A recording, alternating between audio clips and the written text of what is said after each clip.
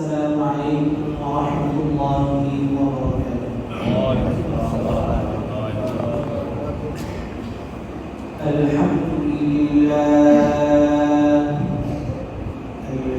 لله نحمده ونستعينه ونستغفره ونعوذ بالله من شرور أنفسنا ومن سيئات أعمالنا.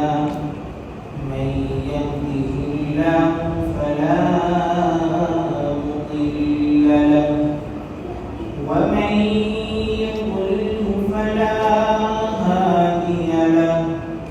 ونشهد أن لا إله إلا الله وحده لا شريك له. ونشهد أن سيدنا ومولانا محمدا عبده ورسوله أرسله بالحق بشيرا ونذيرا وداعيا إلى الله بإذنه وسراجا منيرا. أما بعد فأعوذ بالله من الشيطان الرجيم. بسم الله الرحمن الرحيم. ولتكملوا العدة ولتكبروا الله على ما هداكم ولعلكم تشكرون. وقال تعالى: وما خلقت الجن والإنس إلا ليعبدون. صدق الله المولانا العظيم وصدق رسوله النبي الأمي الكريم. ونحن على ذلك من الشاهدين والشاكرين والحمد لله رب العالمين. شكرا محمد شكرا اللهم صل على محمد وعلى آل محمد كما صليت على إبراهيم وعلى آل إبراهيم إنك حميد مجيد. اللهم بارك على محمد وعلى آل محمد كما باركت على إبراهيم وعلى آل إبراهيم إنك حميد مجيد. صلى الله عليه وسلم. الحمد لله ثم الحمد لله. الله جل شانه وعما نواله جبار له بالشكر. جل جلاله وعما نواله আমাদেরকে হাজার ব্যস্ততা থেকে ফারিগ করে সমস্ত দুনিয়ার কাজ থেকে ফারিগ করে আজকে এই রমজান মাসের সর্বশেষ জুমআ পবিত্র মাসের পবিত্র দিনে থেকে আল্লাহ তাআলার হুকুম সালাতুল জুমআ নামাজ আদায় করার জন্য মসজিদে আসার তৌফিক দান করেছেন। এবার আমরা সকলে দিল থেকে কালিমাতুশ শুকর আদায় করি। সকলে বলি আলহামদুলিল্লাহ। দরুদ সালাম পেশ করি আকায়ে মুহাম্মদ তাজদার মদিনা জনাব মুহাম্মদ রাসূলুল্লাহ সাল্লাল্লাহু আলাইহি ওয়াসাল্লাম শানে। সকলে বলি সাল্লাল্লাহু আলাইহি ওয়াসাল্লাম। मेरे मुहतरम भाइयों दोस्तों बुजुर्गों, আল্লাহ জাল্লা শানুহু ওয়া নওয়ালুহু আমাদেরকে মসজিদে আসার তৌফিক দান করেছেন। আজকে আপনার মতো আমার মতো অনেক ভাই, অনেক বন্ধু, অনেক চাচা, অনেক মুরব্বী তারা মসজিদে আসতে পারে নাই। অনেকে ক্ষেত খামারের মধ্যে ব্যস্ত আছে, অনেকে ব্যবসা বাণিজ্যের মধ্যে ব্যস্ত আছে, অনেকে ঈদের কেনাকাটার মধ্যে ব্যস্ত আছে, অনেকে অনেক গুনাহের কাজের মধ্যে লিপ্ত আছে। কিন্তু আল্লাহ জাল্লা শানহু ওয়া তাআলা আমাদেরকে দয়া করে, মায়া করে, মহব্বত করে তার ঘর মসজিদে আসার তৌফিক দান করেছেন। হাদিসের মধ্যে বলা আছে, সাইয়্যিদুশ শুহুরি শাহরুর রমাদান ওয়া সাইয়্যিদুল আইয়ামি ইয়াউমুল জুমআহ। মাসের মধ্যে সবচেয়ে সম্মানিত মাস এবং সবচেয়ে সম্মানিত, সবচেয়ে দামি মাস হলো রমজান মাস। আর দিনের মধ্যে সবচেয়ে সম্মানিত দিন এবং সবচেয়ে দামি দিন হলো জুমার দিন। এরকম তারা ভাইরাস্ত আজকে দেখতে দেখতে রমজানের সর্বশেষ জুমা, সর্বশেষ রোজা, আমরা একদম রমজানের বিদায় মুহূর্তে চলে এসেছি। আমাদের মাস থেকে গত রাত্রে তারাবি বিদায় নিয়েছে, জানি না আমরা আগামী তারিখে তারাবি পাবো কিনা। আজ সকালে আমাদের মাস থেকে সাহারি বিদায় নিয়েছে, আমরা সেটাও জানি না আগামীতে আমরা আর সাহারি পাবো কিনা। আর কিছু সময় পরে আমাদের মাস থেকে ইফতারও বিদায় নিবে, রমজানও বিদায় নিয়ে চলে যাবে। আগামীতে আমরা এই রমজান পাবো কিনা আমরা কেউ জানি না।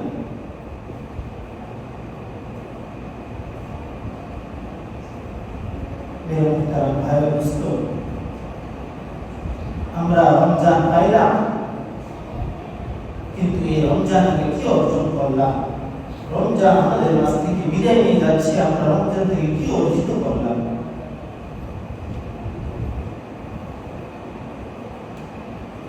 মুফতি তাকি উসমানী সাহেব দামাত বরকাতুহুম তিনি বলছিলেন, পাকিস্তানের মুফতি, তিনি তার কিতাবের মধ্যে বলেন, ইমানদার তারা রমজানের বিদায় লগ্নে তারা আনন্দিত হবে এবং ব্যথিত হবে। সেখানে তিনি ব্যাখ্যা করে বলতেছেন, তারা আনন্দিত কেন হবে?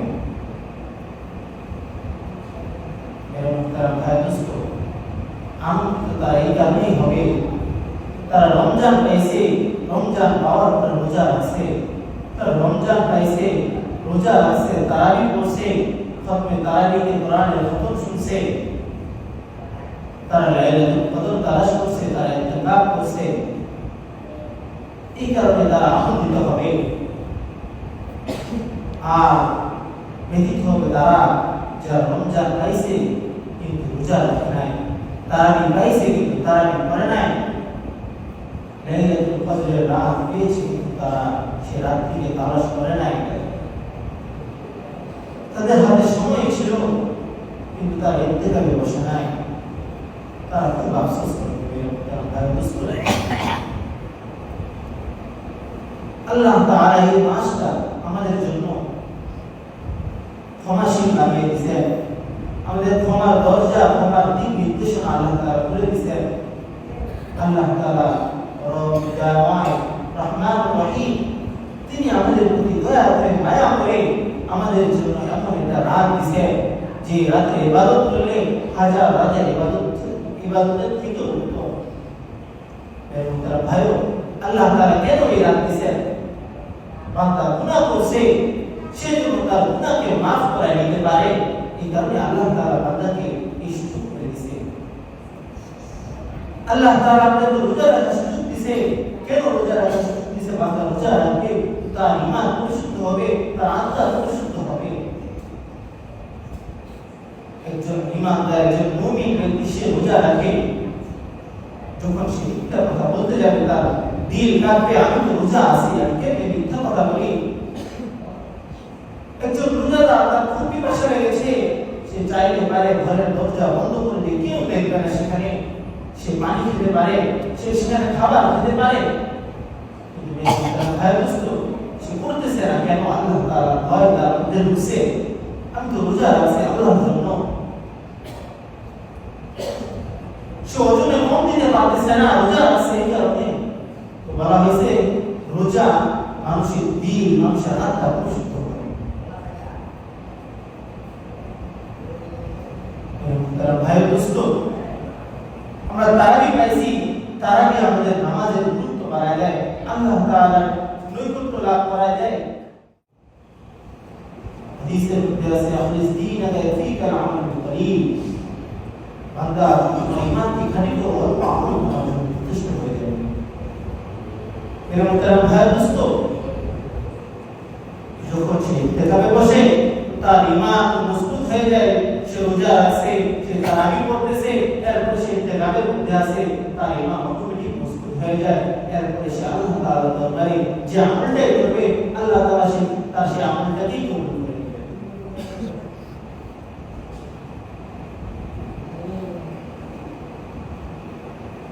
যারা রোজা পাইল, রমজান পাইল, তারাবি পাইল,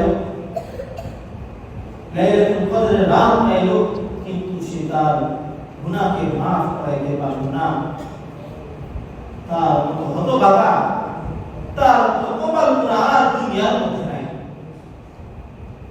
সে রমজান পাইল, আল্লাহ তাআলা এত বড় সুযোগ করে দিল যে বান্দা তুমি রোজা রাখো, তুমি তোমার আত্মাকে পরিশুদ্ধ করো, তুমি তারাবি করো, তুমি নামাজের প্রতি ধ্যান নিয়ে আসো, তুমি ইতিকাফ করো, তুমি ইতিকাফের মধ্যে থাকো, তুমি আমার প্রতি আত্মসমর্পণ করো, তুমি লাইলাতুল কদর তালাশ করো, তুমি লাইলাতুল কদরে ইবাদত করো, আমি তোমার সমস্ত গুনাহ মাফ করে দিব।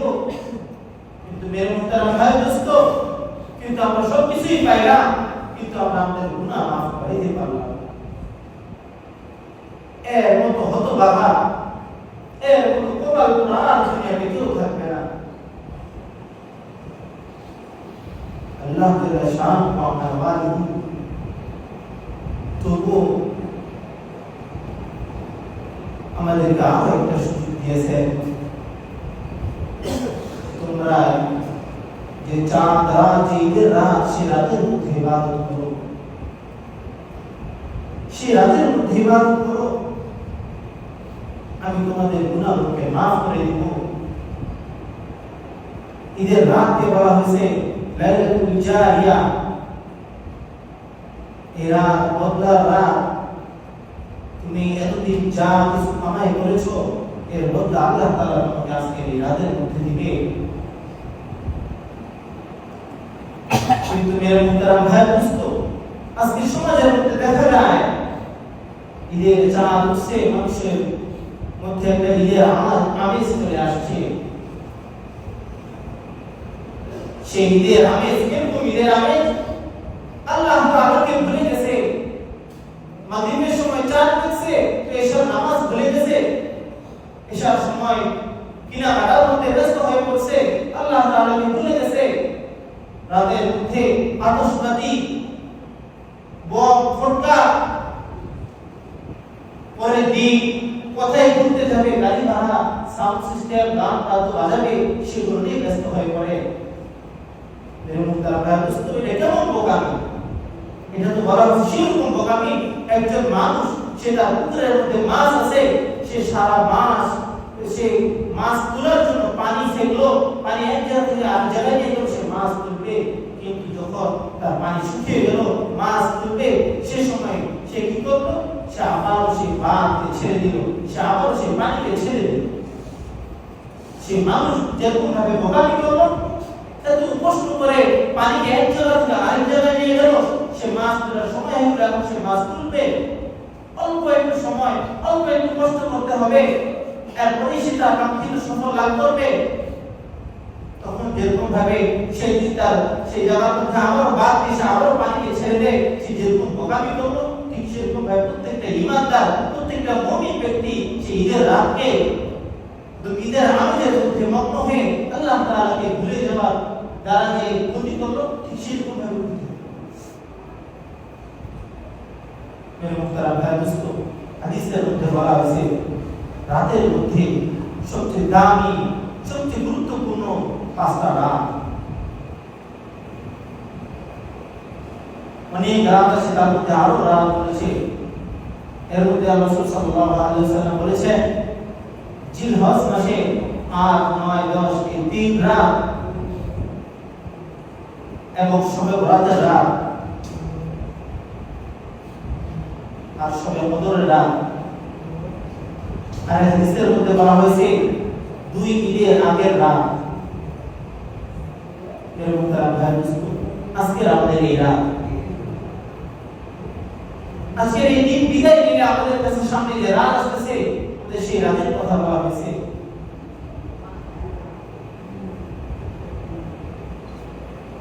আমাদেরকে সেই রাতের কথা বলা হয়েছে। আর এই হাদিসের মধ্যে বলা হয়েছে যে ব্যক্তি এই রাতে ইবাদত করলো কাল কিয়ামতের ময়দানে যখন সকল মানুষ এই হিসাবের মধ্যে ব্যতিব্যস্ত হয়ে থাকবে, يوم تذهل كل مرضعة عما أرضعت وتضع كل ذات حمل حملها, সেরা তেমন সেদিন এমন হবে যে মা তাদের সন্তানকে দুধ পান করাইতো তারা তাদের সেই ছোট শিশুগুলোকে ভুলে যাবে। যে মায়েরা গর্ভবতী ছিল তারা সেদিনকে গর্ভপাত করে ফেলবে, এত ভয়ানক রাত হবে। কোরআনের মধ্যে আল্লাহ তাআলা বলেছেন ইয়াউমা ইয়াফিরুল মার'উ মিন আখিহি ওয়া উম্মিহি ওয়া আবিহি ওয়া সাহিবাতিহি ওয়া বানিহি। কিয়ামতের ময়দানে এমন এক রাত আসবে, কিয়ামতের ময়দানে এমন অবস্থা হবে ইয়াউমা ইয়াফিরুল মার'উ মিন আখিহি, সেদিন সে তার নিজের বোনকে চিনবে না, ভাই তার বোনকে চিনবে না, বোন তার ভাইকে চিনবে না। ওয়া উম্মিহি ওয়া আবিহি, সন্তান তার পিতাকে চিনবে না, পিতা তার সন্তানকে চিনবে না। ওয়া সাহিবাতিহি ওয়া বানিহি, স্বামী তার স্ত্রীকে চিনবে না, স্ত্রী তার স্বামীকে চিনবে না। মেরে মুহতারাম ভাই দোস্ত, সে রাতের মধ্যে সেই দিনের মধ্যে আল্লাহ তাআলা বলেন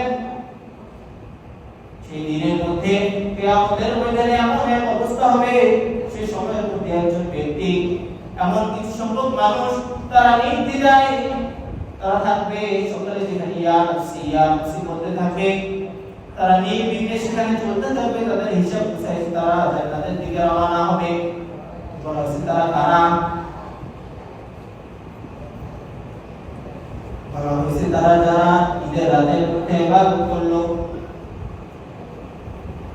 যারা এত কিছু পাওয়ার পর আল্লাহ তাআলাকে ভুলে যায় নাই, তারাই সেই সকল ব্যক্তি।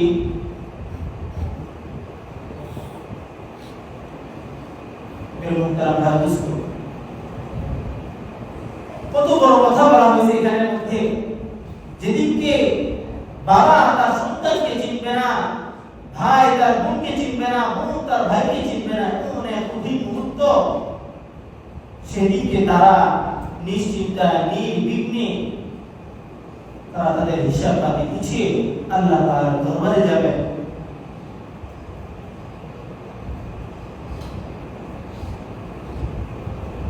আমাদের আজকের এই রাত আমরা চেষ্টা করব সকালে ইবাদতের মধ্যে থাকার জন্য। কেউ আমরা আজকে এই রাতকে এত পুরো একটা মাস কষ্ট করে আজকে এই রাত থেকে আমরা আজকে রাতে কার্যকলাপের মাধ্যমে আমরা আমাদের পুরো মাসের আমলগুলোকে বিফল করব না, বৃথা দেব না। সর্বশেষ এর মুক্তার ভাই দোস্ত, আগামীকাল আমাদের ঈদের দিন। ঈদের দিন অনেক সুন্নত আছে, তার মধ্যে গুরুত্বপূর্ণ কয়েকটা সুন্নত। আমরা তো ঈদ আলহামদুলিল্লাহ শুনবো, কিন্তু আমাদের ঈদটা যদি আল্লাহ রাসূল সাল্লাল্লাহু আলাইহি ওয়াসাল্লামের সুন্নত তরিকা হয় তাহলে কতই না ভালো হয়। দুনিয়ার নিজাম অনুযায়ী যদি আমি দেশের প্রধানমন্ত্রীর সাথে দেখা করতে যাই বা তার সাথে দেখা করার আমার একটা সুযোগ আছে, কিন্তু আমি যদি সেটাকে আরো সুন্দরভাবে আমি যদি তার পছন্দ অনুযায়ী দেশের প্রেসিডেন্টের পছন্দ অনুযায়ী তার সামনে আমি যাই, সে যে কাপড় পছন্দ করে, সে যে ব্যবহার পছন্দ করে, সে যে ভাবে তার সাথে কথা বলা পছন্দ করে, আমি যদি তার সাথে সেইভাবে যাই তাহলে সে আরো কতই না খুশি হবে। মেরে মুহতারাম ভাই দোস্ত, ঠিক সেরকম ভাবে আমরা ঈদের তো যাবই, ঈদ তো উদযাপন করবই, কিন্তু আমাদের ঈদটা যদি আল্লাহ তাআলার হুকুম অনুযায়ী, রাসূলের সুন্নাত অনুযায়ী হয় তাহলে আমাদের কতই না সুন্দর হবে। হতে পারে আমাদের এই ঈদ, আমাদের উদযাপন, আমাদের এই আয়োজন কাল কিয়ামতের নাজাতের জরিয়া হবে।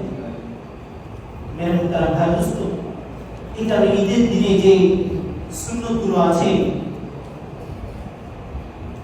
প্রথম যে 13টা সুন্নত আশরাফ আলী খান রহমতুল্লাহি আলাইহি তার কিতাবের মধ্যে লেখেন, ঈদের দিনে অনেক সুন্নত, তার মধ্যে গুরুত্বপূর্ণ 13টি সুন্নত। কি গুরুত্বপূর্ণ 13টি সুন্নত?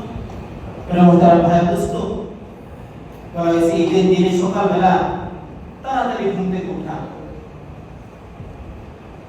তাড়াতাড়ি ঘুম থেকে উঠে ফজরের নামাজ আদায় করে ফ্রেশ হওয়া। ঈদের রাতে সারা রাত আমরা ঈদের মার্কেট করলাম, সারা রাত গল্প গুজব করলাম, কিন্তু আমাদের ফজরের নামাজ পড়ার কোনো সময় নাই। আমরা মনে করি ঈদের নামাজ তো করবো, ফজরের নামাজ পড়ার কি দরকার? মেরে মুহতারাম ভাই দোস্ত, হাদিসের মধ্যে আছে হাজারো ঈদের নামাজের থেকে একটা ফরজ নামাজের গুরুত্ব অনেক বেশি। আর আপনি একটা ফরজ নামাজকে ছেড়ে দিয়ে একটা ঈদের নামাজ উদযাপন করবেন, এই কারণে ফরজ নামাজ ছেড়ে দিলেন? মেরে মুহতারাম ভাই দোস্ত, না।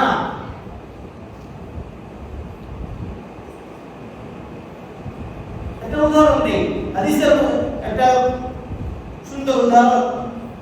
গরু যেরকম ভাবে গরুর গোশত খাওয়া সকলের জন্য জায়েজ করে দিয়েছে আল্লাহ তাআলা, তো আমরা যদি সেই গরুটাকে সুন্দরভাবে জবাই না করে সেটাকে যদি আমরা মারে, গুলি করে মারি বা পেটের মধ্যে ছুরি দিয়ে মারে ফেলা হয়, তারপর কি সেই গরুর গোশত কেউ খাবে? মেরে মুহতারাম কেন খাবে না? সেখানে তো আল্লাহ তাআলার হুকুম আছে। আরেক জায়গার মধ্যে বিড়াল খাওয়া, আল্লাহ বিড়ালের গোশত আল্লাহ তাআলা হারাম করেছেন, আর সেই বিড়ালকে যদি আমরা জমজমের কূপের পানি দিয়ে ধৌত করে আবার ইমামের মাধ্যমে জবাই করে, তারপর কেউ সেটা খাবে? কেন খাবে না? এখানে তো কত সুন্দর করে জমজমের কূপের পানিতে ধৌত করা হয়েছে, আবার ইমাম জবাই করছে। মেরে মুহতারাম ভাই দোস্ত, এখানে সেই কারণে গরুর গোশত খাবে না, সেখানে রাসূলের সুন্নাত নাই। আর বিড়ালের গোশত এই কারণে বকল করেন, সেখানে আল্লাহ তাআলার হুকুম নাই। তো এই দ্বারা বুঝা গেল আমাদেরকে আল্লাহ তাআলার হুকুম মানতে হবে এবং রাসূলের সুন্নাত অনুযায়ী চলতে হবে। তো আমি সংক্ষিপ্ত আকারে সুন্নাতগুলো বলে ইনশাআল্লাহ আলোচনা শেষ করব। এরপরে বলা হয়েছে মিসওয়াক করা, ঈদের দিন সকাল সকাল ঘুম থেকে উঠে মিসওয়াক করা, এরপরে নামাজের আগে সুন্দরভাবে গোসল করা, উত্তম পোশাক পরা। মুহতারাম ভাই দোস্ত, এটা একটা সবচেয়ে একটা মারাত্মকজনক বিষয় হয়ে গেছে। উত্তম পোশাক মানে নতুন কাপড় না, উত্তম পোশাক মানে বাবা সন্তানকে চাপ দিয়ে নতুন কাপড় আদায় করা না, স্ত্রী স্বামীকে চাপ দিয়ে নতুন কাপড় আদায় করা না। এবং তার ভাই দোস্ত বলা হয়েছে তোমার যে পোশাকগুলো আছে সেগুলো থেকে যেটা উত্তম সেটা যেন তুমি করো। যদি তোমার সামর্থ্য থাকে তাহলে তুমি নতুন ক্রয় করো। এরপরে শরীয়ত অনুযায়ী সাজসজ্জা করা, শরীয়তে যে সাজসজ্জাগুলো আল্লাহ তাআলা আমাদের জন্য জায়েজ করে দিয়েছেন সেগুলো সাজসজ্জা করা। বর্তমান জামানার মধ্যে দেখা যায় ছেলেরা মেয়েদের কাপড় পরিধান করে, মেয়েরা ছেলেদের কাপড় পরিধান করে, এরকম সাজসজ্জা না করা। তারপরে আতর খুশবু ব্যবহার করা। তারপর বলা যায় 7 নম্বরে ঈদের নামাজে যাওয়ার আগে মিষ্টি কিছু খেয়ে তারপরে ঈদগাহে যাওয়া। সুন্নাত হলো 3টি খেজুর খেয়ে তারপরে ঈদগাহে যাওয়া। এরপরে বলা হয়েছে সকাল সকাল ঈদগাহের মধ্যে যাওয়া, পায়ে হেঁটে ঈদগাহে যাওয়ার চেষ্টা করা। যদি কোনো মাঝুরি হালত না থাকে, যদি ঈদগাহ জুড়ে না হয়, তাহলে তাড়াতাড়ি যাওয়া এবং যাওয়ার সময় তাকবীর বলা, আল্লাহু আকবার আল্লাহু আকবার, লা ইলাহা ইল্লাল্লাহ আল্লাহু আকবার আল্লাহু আকবার ওয়া লিল্লাহিল হামদ। এবং যাওয়ার সময় এক রাস্তা দিয়ে যাওয়ার চেষ্টা করা, আরেক রাস্তা দিয়ে আসার চেষ্টা করা। যদি রাস্তা একটাই হয় তাহলে এক রাস্তা দিয়ে গেলেও কোনো সমস্যা নেই। এরপরে চেষ্টা করা মাঠের মধ্যে নামাজ পড়া। অনেক জায়গায় দেখা যায় মসজিদের মধ্যে নামাজ পড়ে, যদি কোনো সমস্যা না হয় তো আলহামদুলিল্লাহ চেষ্টা করা মাঠের মধ্যে নামাজ পড়া। এরপরে সর্বশেষ সুন্নাত হলো সকাল সকাল ঈদের নামাজ পড়া। মেরে মুহতারাম ভাই দোস্ত, যে কথাগুলো আলোচনা করা হলো আল্লাহ তাআলা আমাদের সকলকে এই কথাগুলোর উপর আমল করার তৌফিক দান করুন। আখির দাওয়ানা আলহামদুলিল্লাহি রাব্বিল আলামিন। আসসালামু আলাইকুম ওয়া রাহমাতুল্লাহি ওয়া বারাকাতুহু। আলাইহি ইয়াকুনা লিল আলামিন নাযীরা সাল্লাল্লাহু আলাইহি ওয়া আলিহি ওয়া আসহাবিহি আল্লাযীনা তাযাক্কারু বিল কুরআন ওয়া যাক্কারু বিহিন নাস তাযকীরা। أما بعد فأعوذ بالله من الشيطان الشيطان الرجيم. أما بعد، فقد قال رسول الله صلى الله عليه وسلم: خيركم من تعلم القرآن وعلمه. وقال عليه الصلاة والسلام: يقال لصاحب القرآن: اقرأ وارتق ورتل كما كنت ترتل في الدنيا، فإن منزلك عند آخر آية تقرأها. وقال عليه الصلاة والسلام: من قرأ القرآن فاستظهره فحل حلاله وحرم حرامه أدخله الله الجنة، وشفعه في 10 من أهل بيته كلهم قد وجبت له النار. أعوذ بالله من الشيطان الرجيم. فلا أقسم بمواقع النجوم وإنه لقسم لو تعلمون عظيم. إنه لقرآن كريم. بارك الله لنا ولكم في القرآن العظيم، ونفعنا وإياكم بالآيات والذكر الحكيم.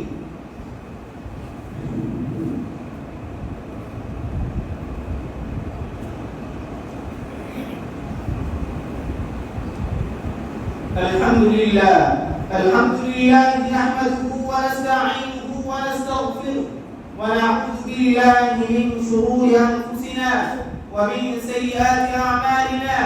من يهده الله فلا مضل له، ومن يضلل فلا هادي له. ونشهد أن لا إله إلا الله وحده لا شريك له، ونشهد أن سيدنا ومولانا محمدا عبده ورسوله، أرسله بالحق بشيرا ونذيرا وداعيا إلى الله بإذنه وسراجا منيرا. أما بعد، فأعوذ بالله من الشيطان الرجيم. إن الله وملائكته يصلون على النبي، يا أيها الذين آمنوا صلوا عليه وسلموا تسليما. اللهم صل على محمد عبدك ورسولك، وصل على المؤمنين والمؤمنات والمسلمين والمسلمات، وبارك على محمد وأزواجه وذريته. قال النبي صلى الله عليه وسلم: أرحم أمتي بأمتي أبو بكر، وأشدهم في أمر الله عمر، وأصدقهم حياء عثمان، وأقضاهم علي، وفاطمة سيدة نساء أهل الجنة، والحسن والحسين سيدا شباب أهل الجنة، وحمزة أسد الله وأسد رسوله. اللهم اغفر للعباس، اللهم اغفر للعباس وولده مغفرة ظاهرة وباطنة لا تغادر ذنبا. الله في أصحابي، لا تتخذوهم غرضا من بعدي، فمن أحبهم فبحبي أحبهم، ومن أبغضهم فببغضي أبغضهم. وخير أمتي قرني، ثم الذين يلونهم، ثم الذين يلونهم. والسلطان ذل الله في الأرض ما نهاه الله. إن الله يأمر بالعدل والإحسان وإيتاء ذي القربى، وينهى عن الفحشاء والمنكر والبغي، يعظكم لعلكم تذكرون. فاذكروني أذكركم، واشكروا لي ولا تكفرون.